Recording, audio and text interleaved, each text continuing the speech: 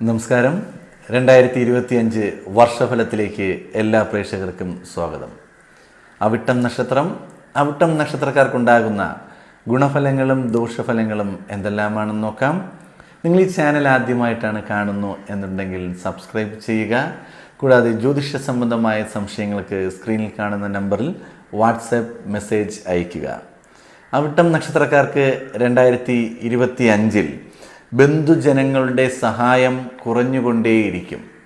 നിങ്ങൾ വിദ്യാർത്ഥികളാണ് എന്നുണ്ടെങ്കിൽ നിങ്ങളുടെ കൂടെ നിൽക്കുന്ന സഹോദരങ്ങൾ പോലും നിങ്ങളെ സഹായിക്കാതെ പഠിത്തത്തിൽ പിന്നിലോട്ട് വരുവാനുള്ള സാധ്യതയെല്ലാം കൂടുതലായി കാണപ്പെടുന്നു. സന്താനങ്ങളുടെ വിദ്യാഭ്യാസത്തിന് വേണ്ടി ഒരുപാട് ധനം ചെലവാക്കുന്ന രക്ഷകർത്താക്കളായിരിക്കും ഈ നക്ഷത്രക്കാർ. കലാരംഗത്ത് പ്രവർത്തിക്കുന്നവർക്ക് തടസ്സങ്ങൾ ഒരുപാട് വരുന്ന ഒരു വർഷമാണ് 2025.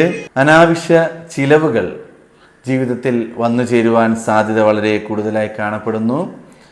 പ്രവർത്തന പരിചയക്കുറവ് കൊണ്ട് മാത്രം ഒരുപാട് ബുദ്ധിമുട്ടുകൾ ജീവിതത്തിൽ വരും. അത് നിങ്ങൾ കലാരംഗത്ത് പ്രവർത്തിക്കുന്നവർക്കാണ് കൂടുതൽ ബാധിക്കുന്നത്. അതിനോടൊപ്പം ബിസിനസ് ചെയ്യുന്ന വ്യക്തികളും വളരെ ശ്രദ്ധയോടുകൂടി മുന്നോട്ട് പോകുക. നിങ്ങൾക്കൊരുപാട് തടസ്സങ്ങൾ, അതായത് നിങ്ങൾക്കൊരു വിഷയത്തിൽ അതിൽ പരിചയമില്ല എന്നുണ്ടെങ്കിൽ അതിൽ പരിചയമുള്ള വ്യക്തികളോട് അതിനുള്ള അഭിപ്രായങ്ങൾ ചോദിക്കുകയും